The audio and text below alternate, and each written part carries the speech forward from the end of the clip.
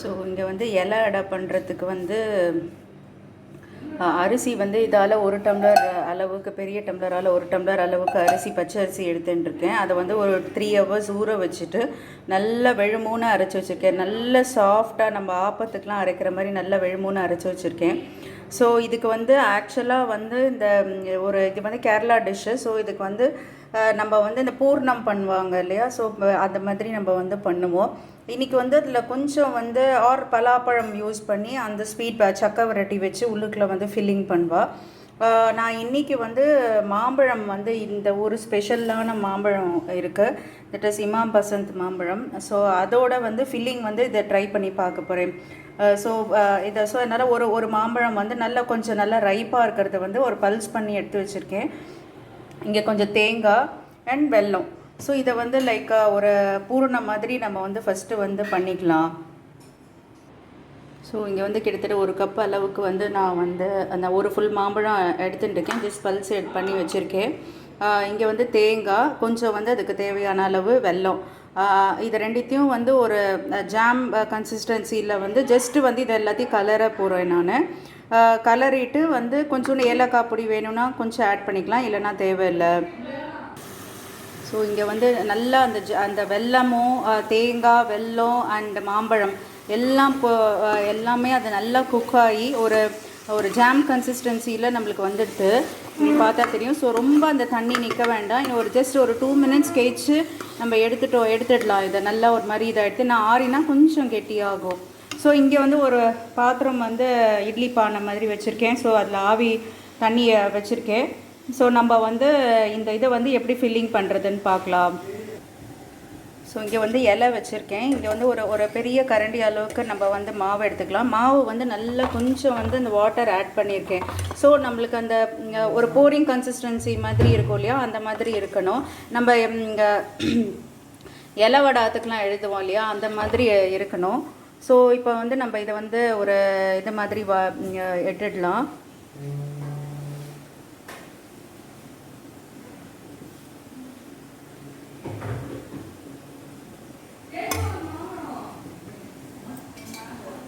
So இப்போ இங்கே வந்து நான் இதில் கொஞ்சோண்டு வந்து முந்திரி பருப்பு, திராட்சை பழம் ஆட் பண்ணியிருக்கேன்.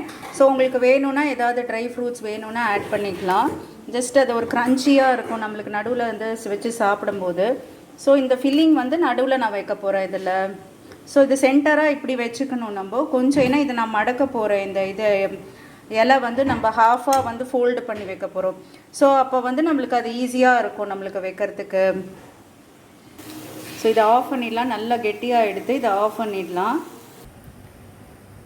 ஸோ இங்கே வந்து இலை நல்லா கொஞ்சம் பெரிய ஒரு இது மாதிரி எழுதிடலாம்.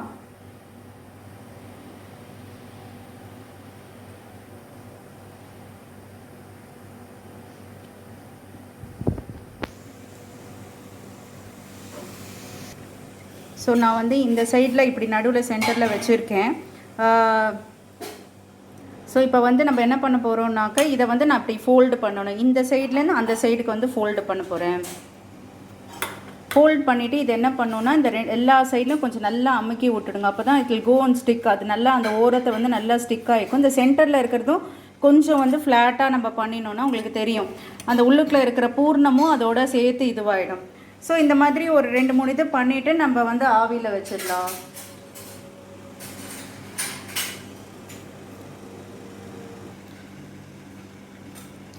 ஸோ இந்த சைட் நீட்டமாக ஒரு எந்த சைடில் மடிக்கிறோமோ அந்த சைடில் வச்சுட்டு இதை வந்து நம்ம ஹாஃபாக ஃபோல்டு பண்ணிக்கலாம். இதை ஸோ நம்ம இந்த இலையை வந்து கொஞ்சம் அப்படி நவுத்தி உள்ள 2 இது வச்சிடலாம் ஒரு இதில். ஸோ இது நல்லா அந்த 2 மினிட்ஸ் நல்லா குக் ஆகணும். ஏன்னா அப்போ தான் அந்த வந்து மாவு உள்ளுக்குள்ளே இருக்கிற மாவு நல்லா வேகும். ஏன்னா இந்த நடுவில் இருக்கிற பூர்ணம் வந்து ஆல்ரெடி வெந்தாச்சு. ஸோ இது வந்து ஒரு 5 மினிட்ஸ் வந்து நம்ம ஆவியில் வச்சு எடுத்துடலாம்.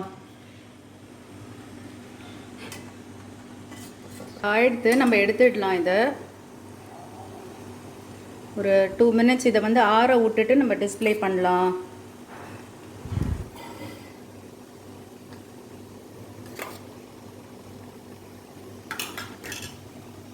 ரெண்டு இது திரும்ப நான் வைக்க போகிறேன் இதில்.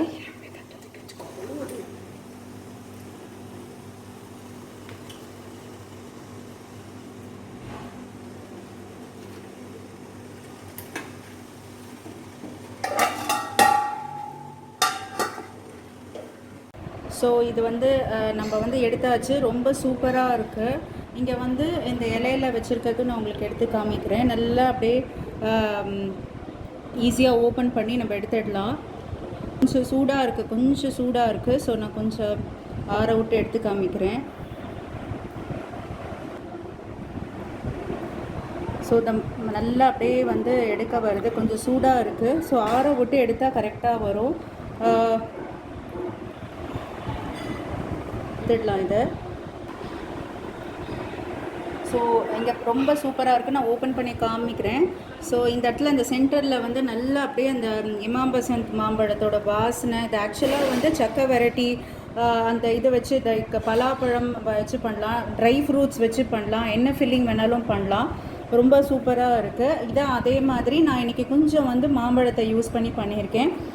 நீங்களும் வந்து ட்ரை பண்ணி பாருங்கள். ரொம்ப வீட்டிலே ஈஸியாக பண்ணக்கூடிய ஒரு டிஷ்ஷு. இது வந்து ரொம்ப ஆத்தென்டிக்காக இருக்கிற நம்ம கேரளா குசைன்லேருந்து இது வந்து பண்ணியிருக்கிறது. எல்லா ஃபங்க்ஷன்ஸ் எல்லா இதுலேயும் வந்து அவள் வந்து இந்த இலை அடை இல்லாமல் பண்ணாமல் இருக்க மாட்டாங்க. ஸோ நீங்களும் வந்து ட்ரை பண்ணி பாருங்கள். ரொம்ப சிம்பிள் மெத்தட் இது. Please watch Priya's Thaligai for any further and updated recipe. Follow me on Instagram. Happy cooking.